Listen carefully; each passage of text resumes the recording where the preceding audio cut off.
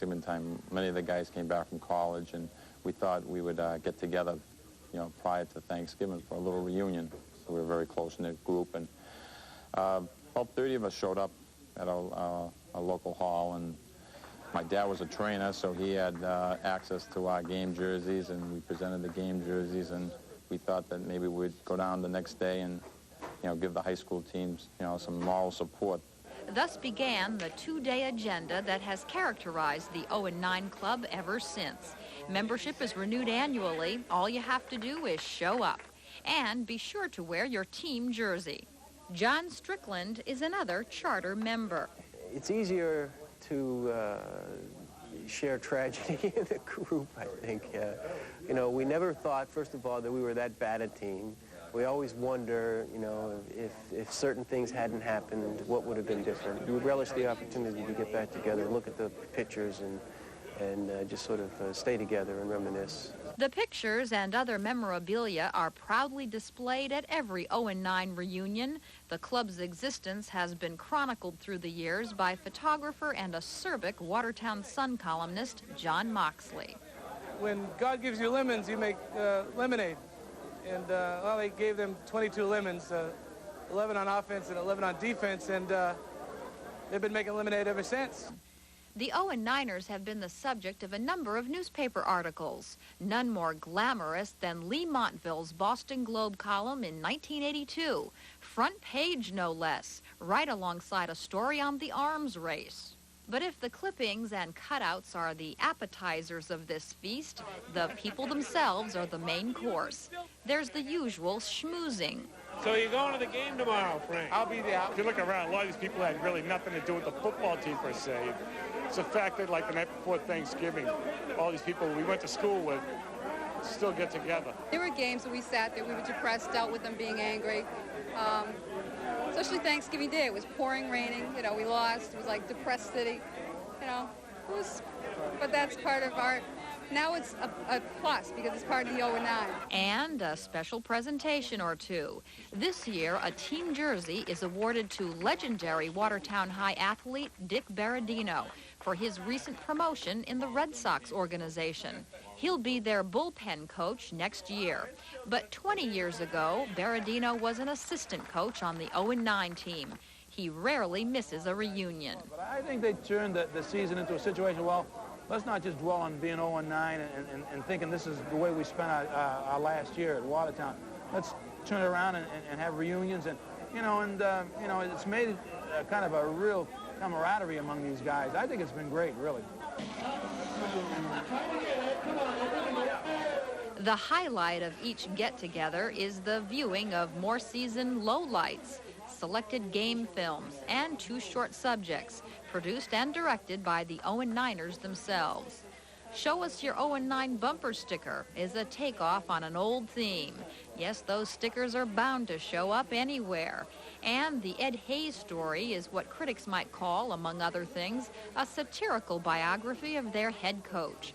It's tough to coach a winless team and get away with it unscathed. He's sort of taken the brunt of this, as all head coaches will, for any unsuccessful season. Our coach was a very good speaker, and he came up with a lot of emotional speeches before and after games. And I think at the beginning of the season, he was enthusiastically involved in trying to encourage us to go out and do the best we could. And as the season went on, I noticed that the speeches became a little bit shorter, and they started becoming a little bit more vague as far as what our goals were. And I think by the time Thanksgiving came, I don't think too many people were listening to him.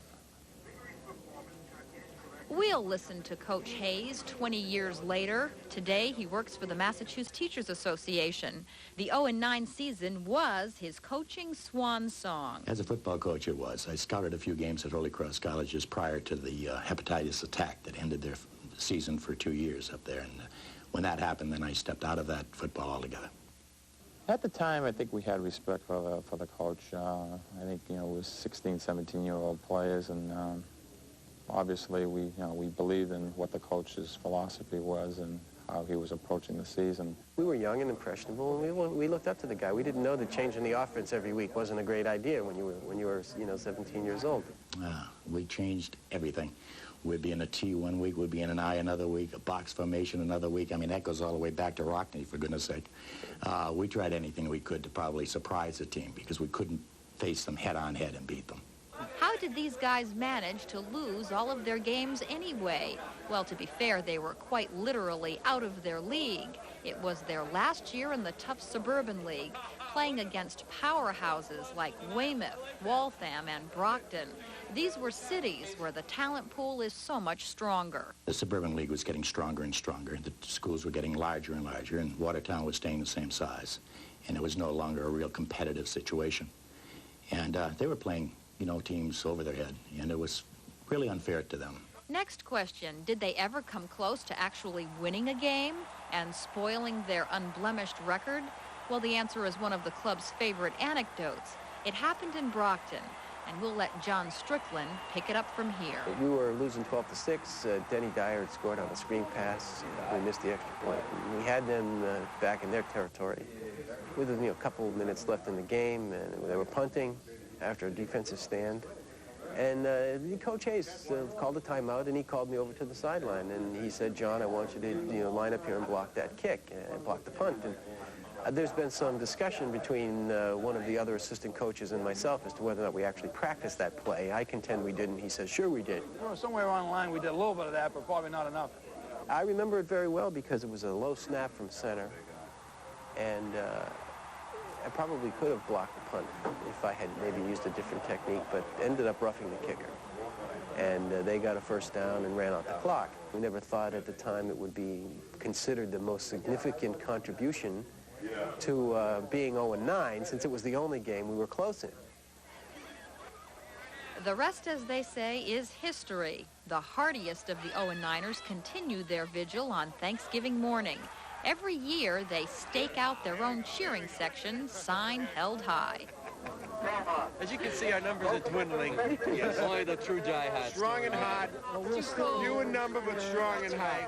We cheer for the team, and whether it's raining or snowing or whatever, we're always there because we know there are people in this room tonight, my father, for example, who came to every game. And it meant a lot to us to know that people came to watch us lose every game. When they lost all those games, it wasn't funny to them 20 years ago. As a matter of fact, when my son came home, he was so upset he couldn't even eat his Thanksgiving dinner. But see, today it's all water over the dam. And today, there's also a bit of irony. The Belmont coach in the maroon sweater is now Nick Pappas's younger brother, John, who was the 0-9 team's water boy. Being on the opposite sideline is a real experience with the 0-9ers, for sure. I'm sure I'll hear a few, move the Belmont Pappas. Move the Belmont Pappas! Move the Belmont Pappas! They're a great group, and I think they're very good for the game. They keep things in perspective. And, I try to preach to my kids some of the philosophies that they use, and that winning and losing isn't the only thing, obviously, and a close-knit relationship that these guys have is the most important thing. And now you know the rest of the story. It's not whether you win or lose, unless, of course, you lose them all. Then, as long as you're able to laugh at yourself, you can keep on laughing together year after year. 0-9 in 68, 0-9 in 68, 0-9 in 68, 0-9 in 68. Now, if only all losers could have that much fun and sing that well. That's right. I played in junior high on an 0-8 football team. There were no laughing. It was not fun at all. But no. Even 20-plus years later. Well, it probably wasn't. It wasn't fun for them when it happened, but they've learned to make the best of it. We'll be right back after the lottery.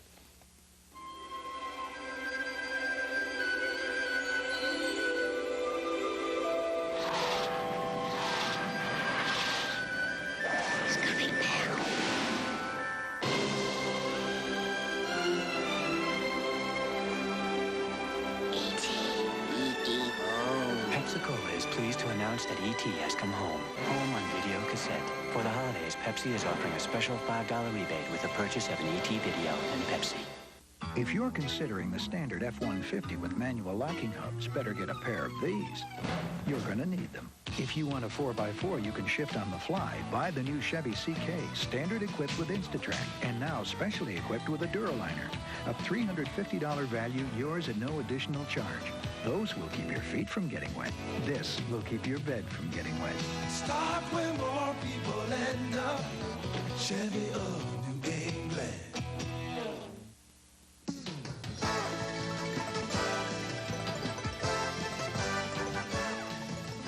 Welcome to Lottery Live. I'm Dawn Hayes. It's a big high school football weekend as all the contenders vie for their division championships. Congratulations to today's winners and good luck to tomorrow's players and the Patriots as well, who have a must-win game in order to stay in the race for the playoffs. You'll have a chance to win big in about 2 hours when we have a Megabucks drawing for you. That jackpot's worth an estimated $5 million. But now, let's take a look at the daily number. 3, 6, another 6, 0. Once again, the winning daily number for Saturday, December 3rd, 3, 6, 6, and 0. In case you haven't heard, there was no jackpot winner in last night's Mass Millions, making next Friday's jackpot worth an estimated $7 million.